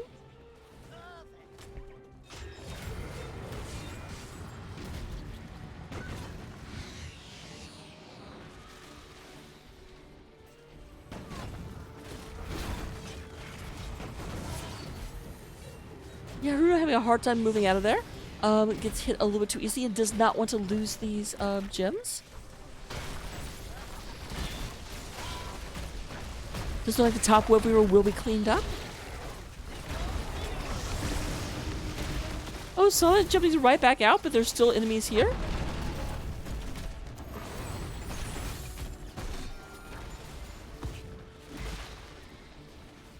Oh, poor Hirono.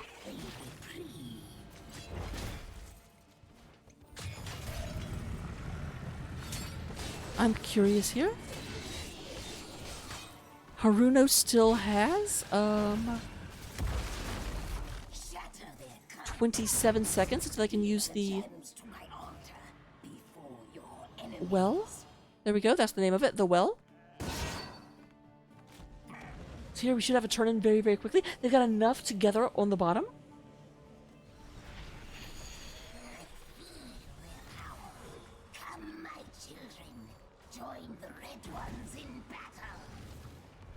So here comes the opposite spiders coming across.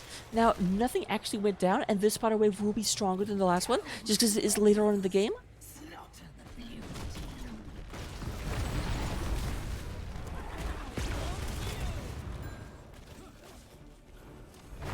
So it does look like the orange team, the kitties, have gone ahead and said, let's push top. Top is the boss lane, top is the mid lane. Let's try and go ahead and get a lot of damage done up here. Their opponents did manage to do the most damage to top lane, even though that's not where they started.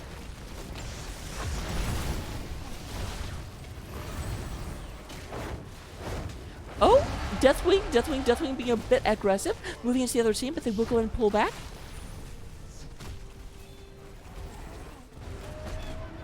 So that X take a bit of damage. We do go and have Leoric down here basically unopposed. Bruno just does not want to move in too close to that.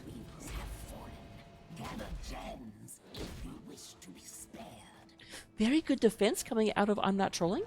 We do go and have level 10s up for both sides. We will see Burn Beneath by Shadow, Entomb, Avatar, Riptire, and Light Bomb. On the other side, we will get Black Hole, Rain of Vengeance, Lightning Breath, Leap, and Lucio does not know. More like Lucy no, am I right? Alright, we do have high five. I would be very surprised if we didn't see high five. Like between the Murden and the Deathwing and the Junkrat, there's just and the Anduin, there's like even without going any ults that stun, with even if like Light Bomb hadn't been picked up, there's still so much stun on that team that it would not make sense to go anything but high five.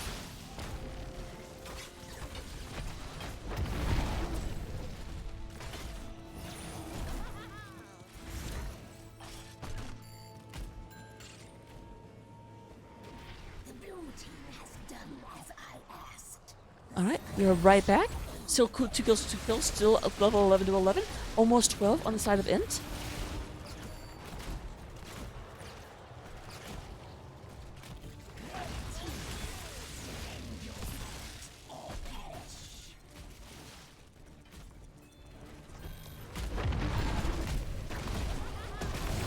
Alright, big push in the middle. All 5 were here for a second. Looks like Leo started to move away. Sir? Oh man, oh man, oh man! I was looking at Sir, I thought Sir would be in trouble, but Sir is not the one in trouble. Leoric is going to go down. Now Sir might be the one in trouble, moving in there quite aggressively. But this is all a distraction. The Web Weavers are pushing. The top fort is already down. They're getting a lot done. The middle fort is down. A lot of aggression coming back. We are 3 kills to 2 in favor of Cool Cats and Kittens. But with that being said, we do go ahead and have everything moving in very quickly. Vigifarano goes ahead and moves back. A lot of our buttons are down. There's... What?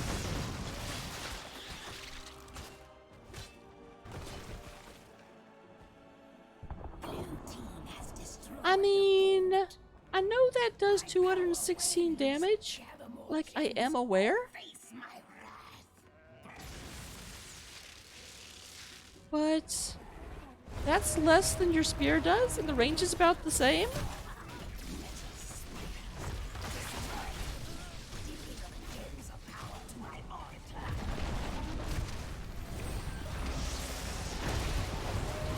There's a lot of damage on the Sir. Here we have, this is what's going to be getting very, very difficult for Deathwing, because at level 7, casting Sonic Storm causes, like, the Shock Ray, only has 30 mana to create a Sonic Storm, so we can just stack these up and start doing so much damage. But, as I'm sitting here talking about Tassadar is getting a lot less value as he's dead. Do you know a good way to make sure the Sonic Storms don't do a lot? Make it so the Tassadar can't cast them.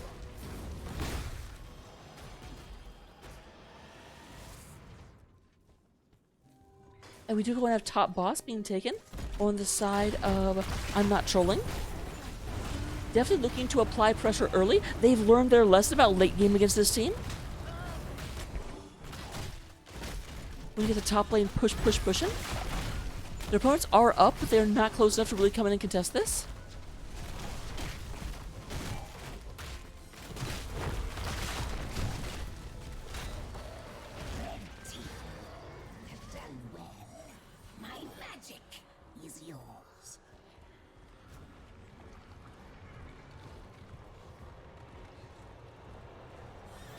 They are up here trying to intercept a rotation, but no, it does look like Cool Cats and Kittens are onto that play. Not going to rotate in dangerously. They do go and get turn in, so as they're up here pushing, that does mean they're leaving their middle and bottom lanes undefended. It does look like some of them are peeling back, and we're trying to deal with that. leaving the boss to its own devices. Now keep in mind, unlike the plant terrors, these bosses do just die over time. So this one probably can't even make it to the enemy wall. And these are getting cleared up very, very, very quickly.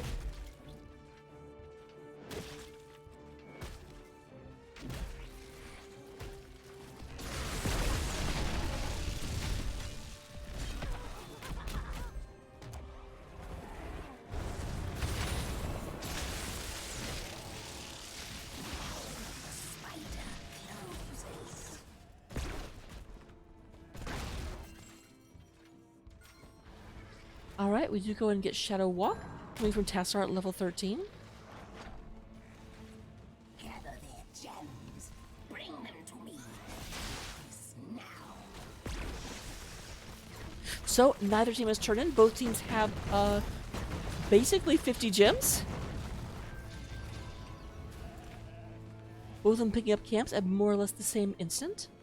It does look like orange is moving into turning bottom, and blue is turning top, but no, orange is not actually turning in.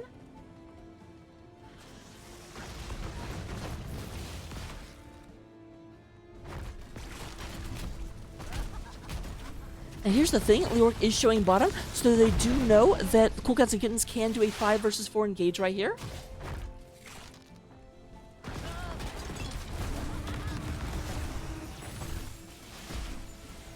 Decent bit of damage onto Silent.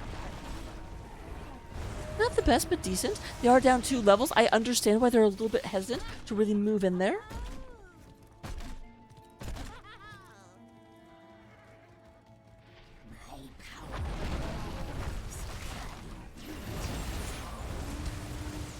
Alright, and there was the full turn. Unfortunately, very, very few of the orange gems, if any, actually managed to get turned in. So we will not, in fact, see, like, they really have to be careful not to die here. They don't want to drop all of these, like, these purple goodies.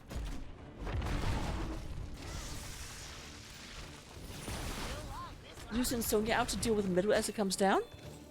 Meanwhile, the other 4 will be up here trying to defend as best they can. They do not have a Ragros in order to hold this back.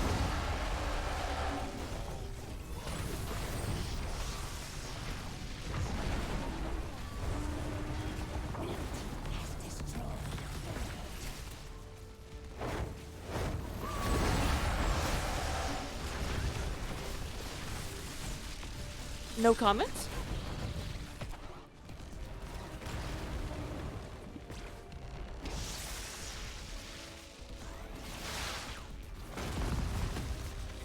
So we do go ahead and have a big rotation coming in. Looks like they are pushing bottom. They say we're not going to get anything done mid. Crazy Ferraro goes in and catches a lot of fire to the butt. I'm going to go ahead and go out of here. Big old chili salsa.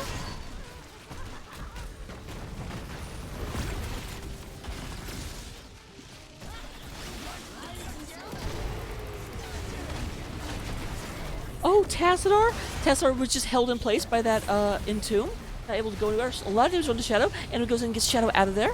So we do have level 18 versus level 16. Even talent tiers, but a 8% advantage in health and damage on the side of I'm Not Trolling.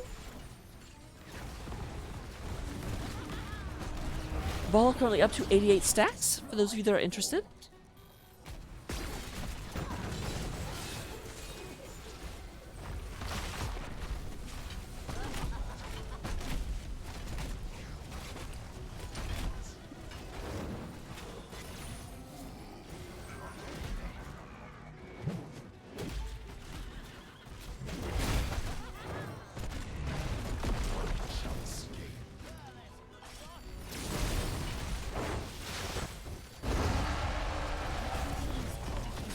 Alright, quite a bit of damage. I love how fearless Death definitely is, just kind of runs into the entire team, but this is exactly why most Death Wings won't do that. There's an Entomb coming in. Horovoth trying to go ahead and get people back in here. The Deathwing is down to like 300 health. There's a big old fire breath coming out. A lot of damage going into this Leoric, and it looks like that will be a full disengage. But there goes the last of their defensive structures. Only the core remains on the side of Cool Cats and Kittens. They've lost everything but their litter box. Shadow will engulf this realm.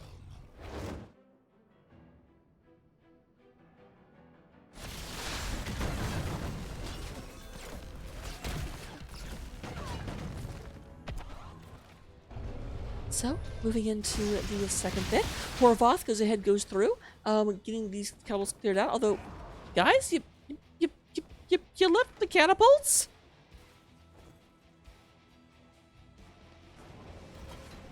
I'm sure that won't come back to bite them at all.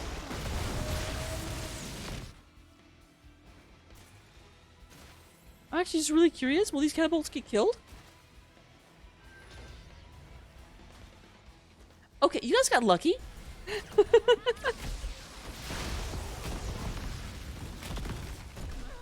Yep, the Tatsar talents continue to just like punish this Horvath gets stunned. There's a Sans, Vala goes down, the Diablo goes down, but does have souls. We'll be back in just a little bit. Bum bum bum. Just a little bit.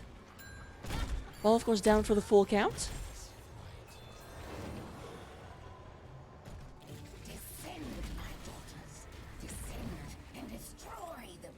Now, the problem is these are going to get absolutely nothing done. All of their lanes are pushed all the way basically up to their fort, or up to their core. And that's a different defensive structure that has a 4-letter name. Fort? Keep? Core?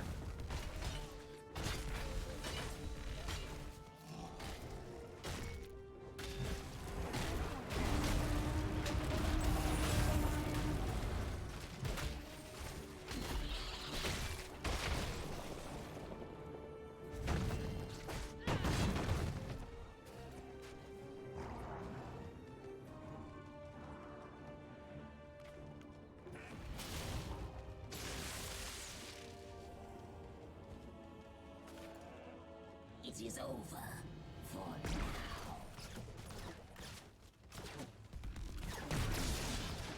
Alright, are they actually starting it? That's bold. That is where bold began.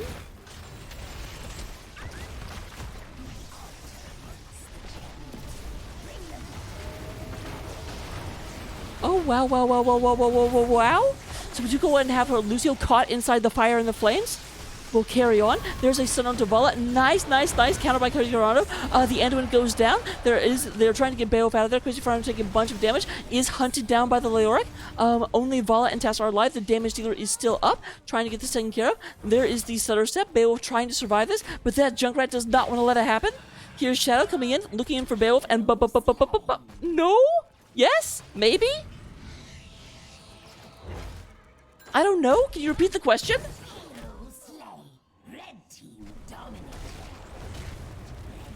GG is called, and definitely with all 5 members down, they're going to go ahead and just push into this.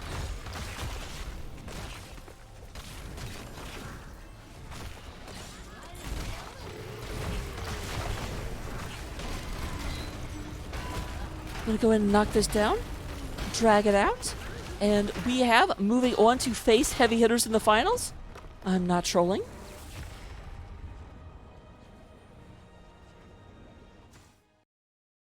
Let me go and see if I can get an interview set up right quick.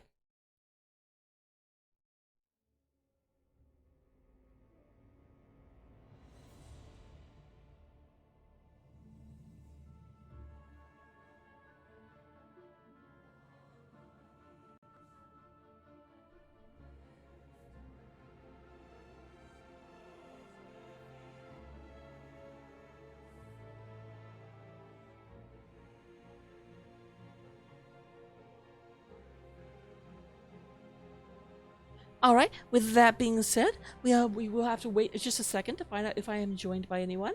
But in the meantime, let's go ahead and look at these stats right quick. So, looking in terms of damage, I already see the Deathwing up at the top. This I did not think Sir would be this effective on Deathwing. Like, when I saw that Tassadar and that Vala, I was like, oh, those are anti-Deathwing picks. But that is not what we saw. And speaking of Deathwing, here is Sir. Well, hello. I was just saying, like, in that last game, I was very much like, okay, Tassadar is going to take the Psystorm build and just be able to drop Psystorms under Deathwing. Deathwing does not move all that fast, so this would be super effective. But then you just were like, oh, by the way, this is how you zero death Deathwing into Tassadar Vala? Yeah, the Gul'dan was more effective, honestly. It was hard to stay out of the corruption. Well, you definitely did a good job, especially in game number 3. But, let's wait a second before we get there. Let's go back to game number 1, because obviously I have to ask. Like, game number 1, you won for the first 18 minutes, and then they just went on a spree. what happened, or more specifically, how did you make sure it didn't happen again? Basically, we just we didn't coordinate our positioning at all at that shrine top, and they caught Brightwing, and then were able to just clean us up. So we just needed to work on that. Yeah, I did notice in game number 2, the Brightwing was especially being super far back in all the fights because they caught Brightwing like twice in game number 1 and then once in game number 2, and I was like, oh god, is it happening again? Yeah, he's very self-conscious about that, so he cleaned it up. Well, I mean, it happens. Like, that's the problem, especially when you're a character like Brightwing. That you have to be kind of close to someone to heal them. That I totally get how it happens. Yeah. Not upset. Just also, I noticed the difference in the approach. Just like, okay, I've got to make them come through my team because when they come through my team, they die. Yeah. So you guys did have the map pick pretty much every single game this time around. Was there Yep. was there a reason that you went to? Because it was very surprising to me. That you went to Towers of Doom after. The reason I was kind of surprised me is that towards the end of the game, it was like they kept winning the heads-up team fights, and then after that happened, you're like, let's go to a team fight-centric map where the double soakers to handle 2/3 of it, and it's just team fights. We just have, some maps we're more comfortable with, and so we're happy when we can play on those maps, and we don't have to go to really bad maps. And Towers of Doom is one that we like, so Makes sense. we didn't really feel like we lost the first game. We felt like we kind of did it ourselves, And you definitely did win the first game for the first 18 minutes, like I said. I very much was like, if they had just had a little bit more room and were able to push a little bit further, they could have won the game before they lost it. Yeah. The rag with the lava wave definitely made it harder for us to push in. Oh yeah, 100%. I did mention that in game number 3 that they did not have that tool in their toolbox. So speaking of the rag, I am a bit surprised to see as much rag play. Were you guys expecting to deal with the rag, or did that kind of come out of left field for you? I noticed that they've played it a few times now before this match, and they were having some good success. So I wasn't super surprised, but I was a little surprised with their priority on it. But it clearly was instrumental in that first win. Absolutely. And then, so Deathwing made a huge amount of sense in game number 2, like being able to be pulled in right at the end. Game number 3, I was surprised to see how quickly you pulled it out, especially giving them time to respond. Are there any heroes you don't want to play Deathwing into? I think I last picked Deathwing both of those games. Oh, for some reason I thought it was earlier than the second one. But I mean, yeah, a lot of heroes are annoying. The Tastar Wall can be annoying. Tychus can be annoying. Leoric, like all the percent-based heroes or like wall creators can be rough. But Deathwing, if you're spending a lot of resources just to counter the Deathwing, then the rest of your team should just be able to win for you. All right, makes sense. Trying to remember anything else specific. I do have to. There was a period. So right as I felt like you guys were mad. Right as game number 2 started, you ended up getting like the first 5 of 5 altars. Was there a specific strategy in that, or was it just like they just kind of gave it to us? I mean. We zoned them off a bit with the Junkrat Deathwing. It was a bit easier to, but they just didn't step in like fast enough.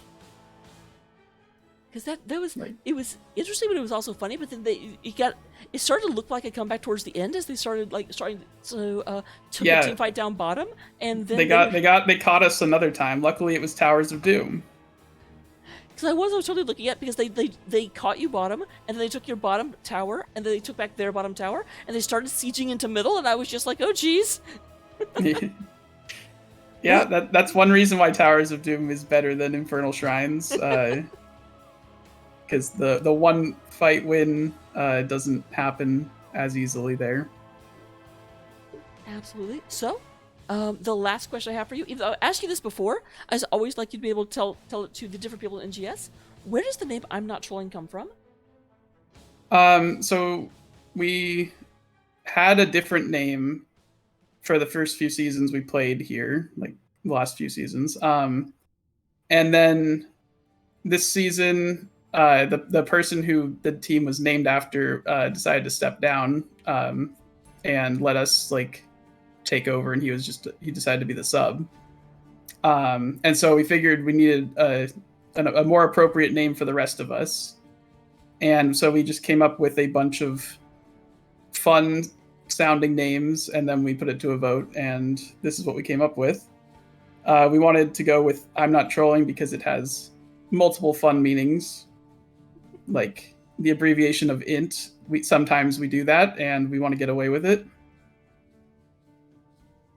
But you know, we can take it as like lighthearted as we want because we're not trolling. You know, it's almost like you're building in an excuse in advance for your coach. Like, what's happening here? It's like, we're not trolling. Yeah. This way nobody can complain if we mess up because, you know, we're not trolling. All right, so that's all the questions I had for you. Let me go ahead and turn it over to you for any shout outs you might want to give. Just shout outs to the team. Glad we were able to keep our composure after that game 1 and bring it back. Shout out to our friends who were watching the match. I hope you had a good time. And thank you for casting. Always love it.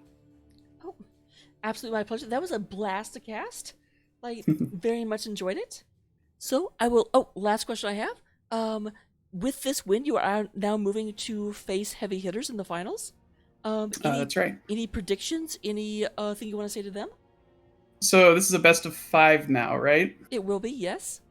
Okay. I think this might be our first best of 5 in NGS, so that'll be interesting to see how that goes.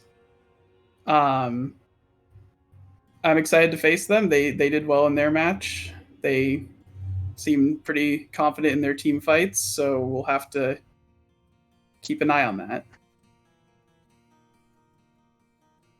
All right, well, hopefully that is what happens. I'll go ahead and let you guys enjoy the after party. Sure, don't do anything I wouldn't do, and I'll see you guys in the next one. Okay. And with that, we're going to go. There's no one else casting NGS, and none of my friends are casting Heroes of the Storm, which means just because you're my friend doesn't mean I raid you. So we are going to go to another Heroes of the Storm like person. It is Oh Hi Day, one of Bahamut's very good friends. Let's go say hi to Oh Hi.